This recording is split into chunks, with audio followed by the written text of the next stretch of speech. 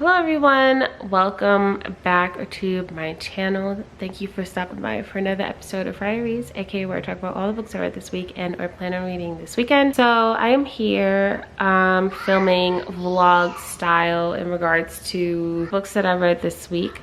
I've tried to film this so many times, but it's just been a failure every time. And so I decided, I was like, you know what, screw it. I'm just going to just kind of have a little chit chat. Ooh, sorry.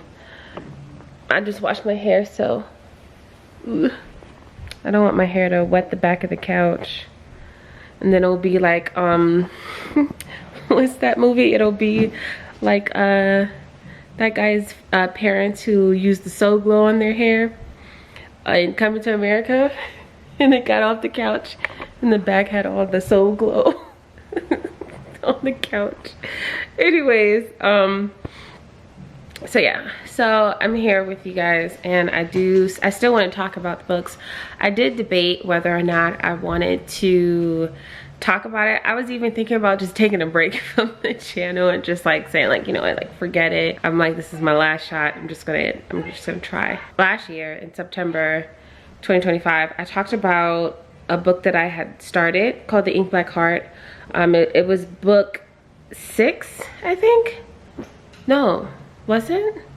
It was book 6 in the Cormoran Strike series. And I mentioned on the channel that I started reading. Okay, it's getting blurry, so maybe let me turn the light on. So maybe this is better, I think. I'm like all over the place. So I mentioned starting The Ink Black Heart, but then I never talked about my thoughts when I finished it back in September of last year. After finishing the book, I said to myself, it was definitely the best book in the series as far as like my level of enjoyment. I remember finishing the book and just feeling, well, for one, I was thoroughly entertained. I think my favorite part of reading it was being in the chat logs. That was really interesting and really fun. I remember feeling disappointed with the culprit. I felt like I had this idea in my head of who the person would be, what they would look like, and how, I don't know, just had this whole persona in my head. And then we find out who's actually Anami. I was like, that person? Ugh, like how pathetic. But I understand, especially when listening to Becca's book reviews. She referenced the movie Psycho, and I was like, oh, okay, I get it. I see what's going on here. So it was okay. I understand, but at the time when I was reading it, I was like, what? I think that I remember the relationship between Cormoran and Robin took a bit of a hit. I think like they were pretty petty in that book. And so I just remember thinking to myself like, oh my gosh. Especially for me, I felt like for Robin especially, she took it to, like, she dragged it for so long, and like she took a lot of her anger out on him in that book, I remember. And I was just thinking to myself like, okay, all right already. And so yeah, that was that. And then I remember feeling really sad because I don't know, it felt really tragic because we're dealing with the co-creator of this animation YouTube series, I think. One of the creator, Edie, who actually approaches Robin in the beginning of the book asking her for help. But the way that things turn out for Edie, I was really sad, and it felt so tragic because it was just like, I don't know, I guess I always had this question before reading Ink Black Heart. I always had it in my head like, how can someone create something, like they have their art and then they create it for the world, and then like they can take the person's art and then discard the creator. I didn't understand it, but the way that things kind of like happen within the fandom and how from the series came the game, and then the creators of the game, they were able to take on, like, they were able to like garner and collect all of the Ink Blackheart fans and turn them against Edie. Like, it was just really, really sad, and I just could not cope. There was nothing I could do to cope with just how things just transpired. And so I remember that very much. And yeah, like I remember thinking at one point, like, it's like, it kind of makes you think, like why, like, what's the point in even like doing things? What's the point in even like creating and offering yourself to the world in such a vulnerable way? I was so conflicted. But anyways, finished Running Grave. So that was book 7 by Robert Galbraith, aka J.K. Rowling. And I finished that book just feeling like that was the book that felt really impactful to me. Like, Ink Blackheart was entertaining, but the Running Grave felt like there's more to JK's writing. And I was like, I feel like it's more than this book. This series is more than just a detective series. I decided to look it up because I was like, am I tripping? Like, why do I feel like there's some things in here? Like, I was like, it makes sense because we're dealing with like a cult, a book about a cult, mind control, all that type of stuff. So it just seemed like there would be some level of esoteric or occultism. So I did some research, and then I found out that her work has literary alchemy in it. And so I was like, what the heck? Like, I should have known. I should have freaking known. But it's fine. Because the beauty of this discovery is I want to reread her series from the beginning all over again with a different mindset, a different lens. And I want to be more intentional with my time and my focus and the things that I want to like take note of and look out for. And so I'm really excited. I was listening to The Cuckoo's Calling on Audible. I had put in starter locks for my daughter. And so I was sitting there and I was listening to it, and I was just like, oh my gosh, like, I really am excited to start over again.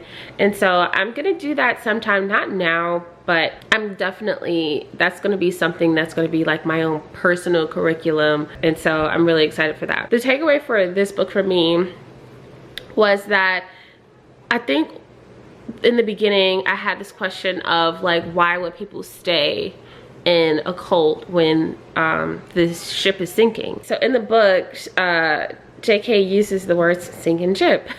And so I'm like, well, there's my answer right there. What allowed me to understand just how people can fall prey to cults was in Robin explaining to Strike. Strike exhaled nicotine vapor. Robin hadn't noticed she was holding her breath. Always a bit of delusion in love, isn't there? Said Strike, watching the vapor rise to the ceiling. You fill in the blanks with your own imagination. Paint them exactly the way you want them to be. But I'm a detective. Some effing detective.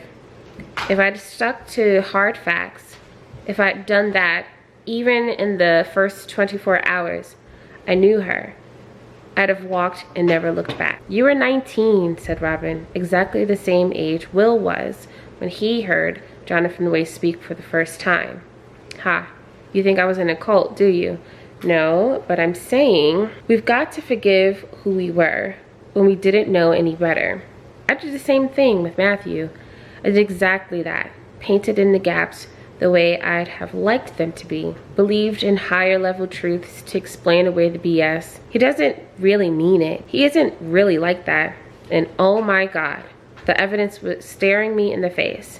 And I bloody married him and regretted it within an hour of him putting the ring on my finger. I feel like in that moment, I think it allowed me to understand how people can fall prey to people who have cults and want people to join their cult. Because it's like, if you take away the word cult the cult can represent anything. It can represent relationships, it can represent institutions, beliefs, laws, friendships, partnerships. It can represent anything where it's like you have this predator versus prey kind of situation. Also, when you're in a situation where you're very vulnerable. Another thing that I thought was really interesting too was there was a character that Robin and Strike go and they interview, and like Will's there and Prudence, Strike's sister's there as well,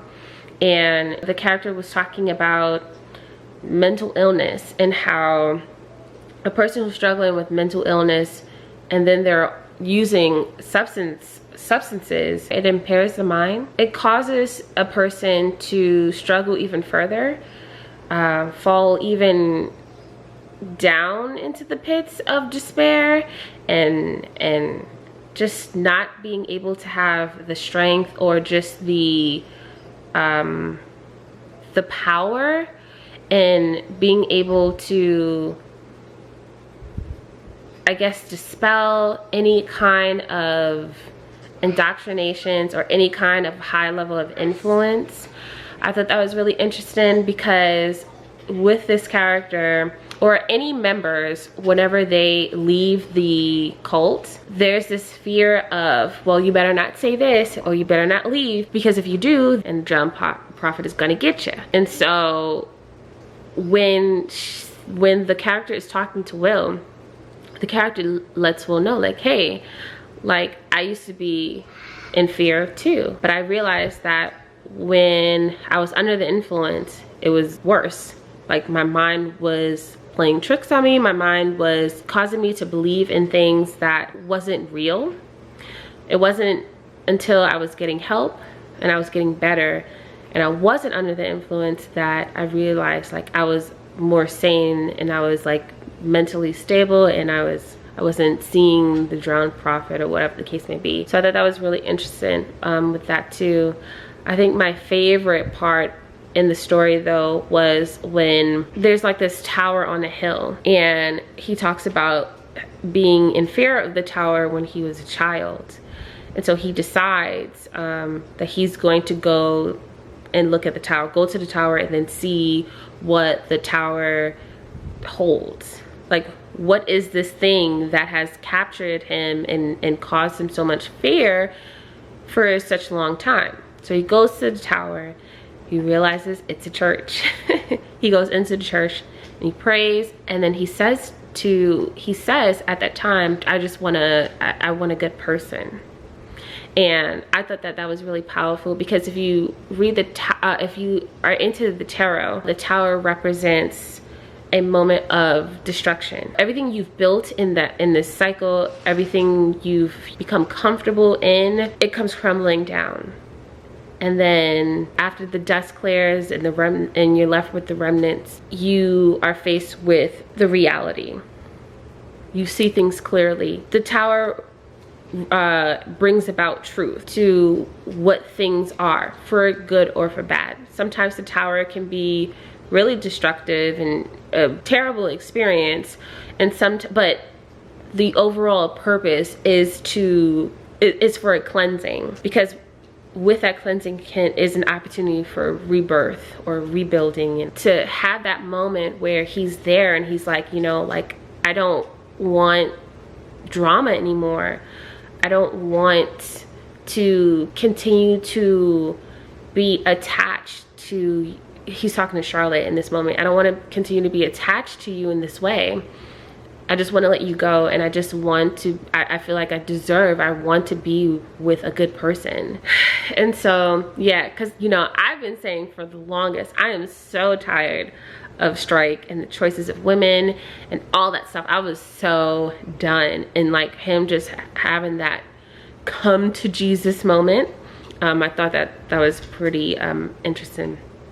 And so, yes, I also liked when Strike is having a conversation with his sister Lucy, and he's able to humanize their mother for Lucy, because like Lucy has held on to so much pain and sadness it could be hatred too, when they're talking about Lidija and just the kind of person that she was and how young she was and just what she thought she was doing and all that stuff like that. I thought that was really great, and I felt like that was a kind of cleansing for Lidija as well too, because Lucy was very grateful in the end and she was able to see Lidija in it from a different perspective, and that was also pretty healing for Lucy as well. And I liked how this idea that we don't have to deal with toxicity, we don't have to choose people, we can choose happiness. It said even in the book, happiness is a choice, and sometimes it takes effort. So we don't have to engage in the drama. And so I thought that was pretty awesome, because you have people like his Aunt Joanne and Lucy, who, despite Lucy's upbringings, she was able to do better. She's an amazing parent. She has a loving family, and she treats her children lovingly. It isn't a repeat of her upbringing. She was able to transform this generational curse. Strike realizing that as well. I thought that was pretty awesome too. Of course, it was fun to see the church get taken down. I thought that was pretty funny. There were moments in there where I was just laughing. I forget how funny J.K. Rowling is, but Strike was really funny in this book. He usually is like really grumpy, but this one you see a softer side to him. Midge kind of like pissed me off, and she was like a little bit annoying or whatever the case may be, but he displayed a lot of patience in this book, which is like really nice to be able to see that side of him. What else was there? Yeah, so with the cult situation, I thought it was like pretty funny, because like, there's so much hypocrisy going on. It's just like, oh, you know, like we're here because like we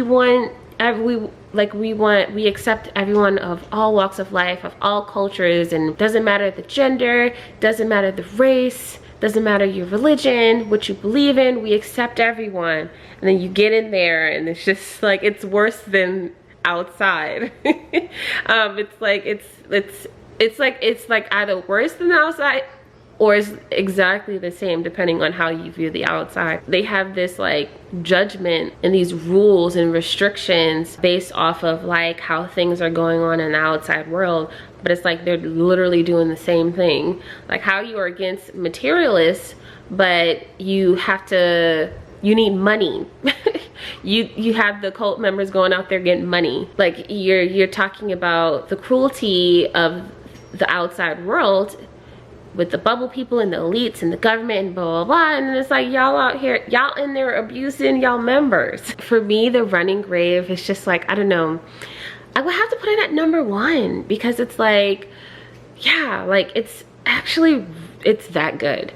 I'm not even gonna hold you. It's literally that good. And so I am happy about that. The next book that I was able to finish was A Good Person by Kirsten King. I don't know, I feel like it was okay. It was pretty funny.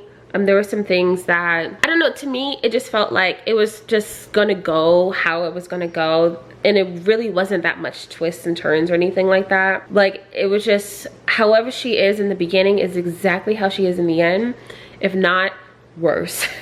Like, there's no transformation, there's no change or anything like that. There's just doubling down and just not taking accountability.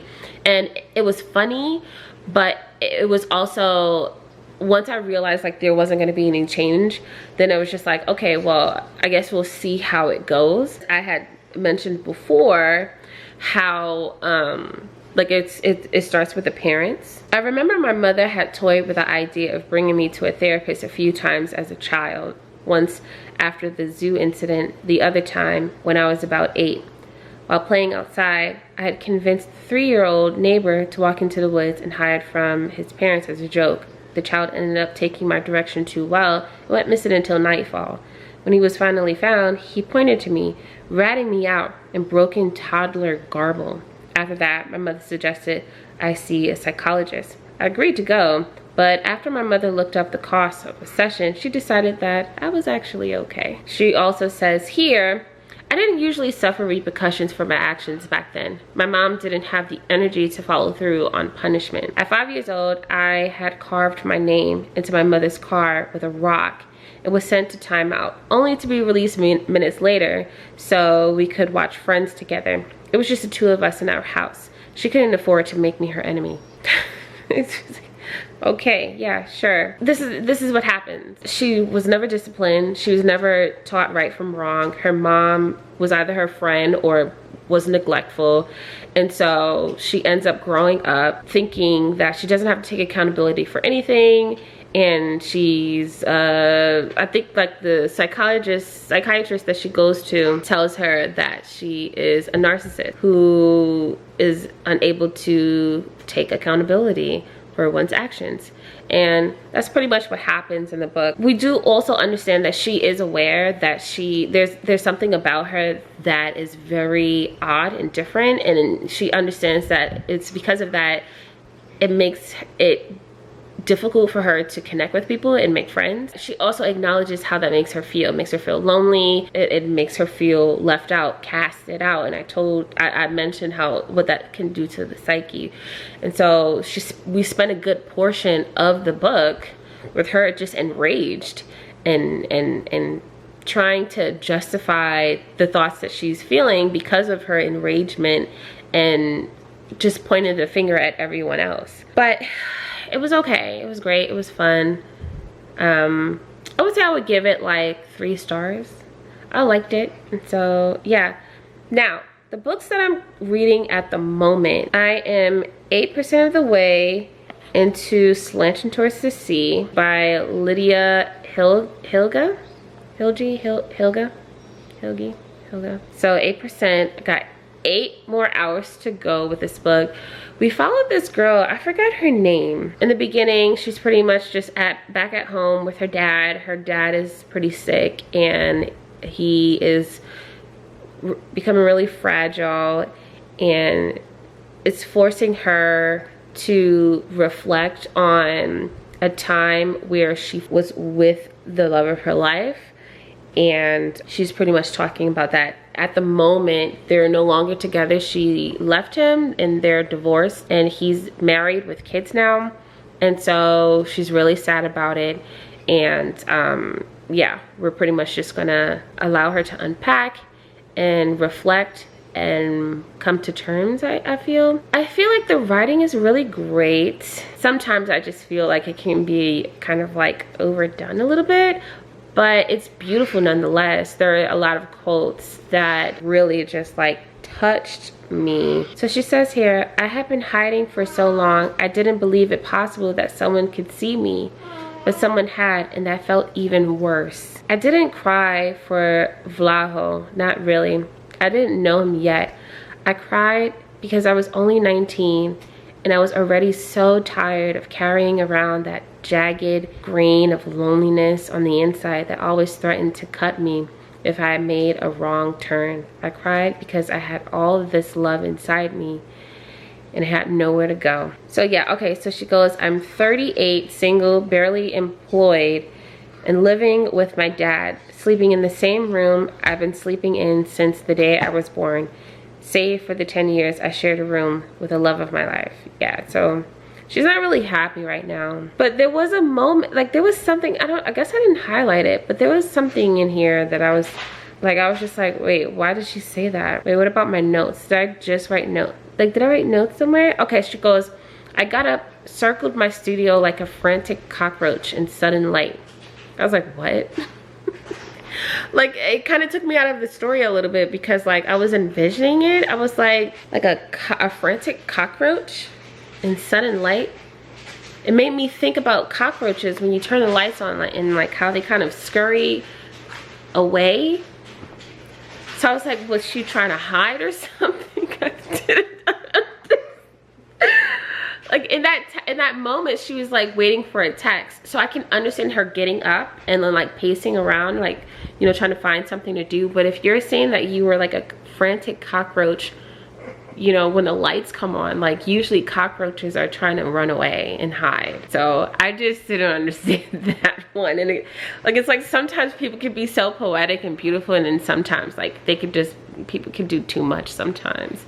And so yeah, that was that situation. So I'm reading that. I'm doing too much right now, but I'm also in the middle of reading the Hallmarked Man. I couldn't wait any longer. I was like, I need to do it. So I'm 11% of the way. It's book 8 in the Cormoran Strike series. Once I finish this book, then I'm caught up. And Sleep Tight, Evangeline, I think that she's like halfway done with it, I think, or maybe like more than that. And so I'm excited. Now that I have my e-reader, when it drops, I'm getting it. I don't have to wait for the paperback. So I'm like really happy about that. And so we pretty much once again follow Cormoran Strike and Robin Ellicott, and they're taking on this new case with this lady named Decima, and she wants them to prove that the body that's in the silver vault is her boyfriend's. And so we're dealing with that.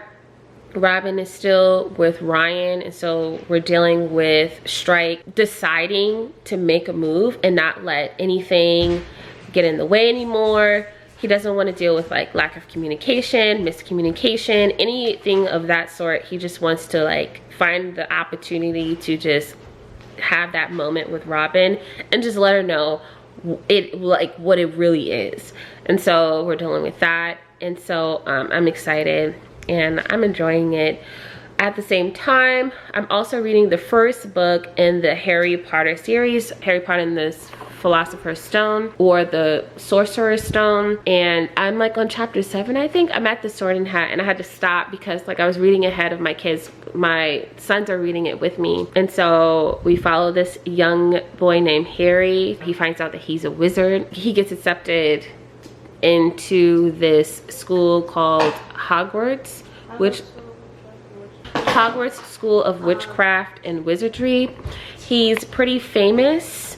So London is divided. You have the Muggle world, where it's like the regular humans, the regular folk, and then you have the witches and wizards. And so that is the hidden world. And so he will go to school in the hidden world, and he will, I guess, like uncover who he truly is, because he grew up not knowing who he is, not knowing anything about his parents. And then there's also this Dark Lord who there's whispers about that he was able to defeat when he was just a baby. And so there's talks about the Dark Lord and how Harry was able to defeat him and thus save the Wizarding World from the rise of Lord Voldemort and his followers. I've seen the movie, but obviously the book, there's a lot of things that happen in the book that didn't happen in the movie, which that usually is the case. And I'm really enjoying it. I'm using the Manilima's version of the book, and so having the pictures and the pop-ups and all that stuff like that just makes it even more exciting and fun. And so there are times where I really can't put it down, and my kids are like, come on mom, like we gotta catch up and stop, and you know we're supposed to do it together. And so I'm like, okay, I'm gonna stop. So I'm gonna take a break so that they can catch up, and I'm just gonna be reading the Hallmarked Man. And yeah, that's gonna be pretty much it for me. Till next time, peace.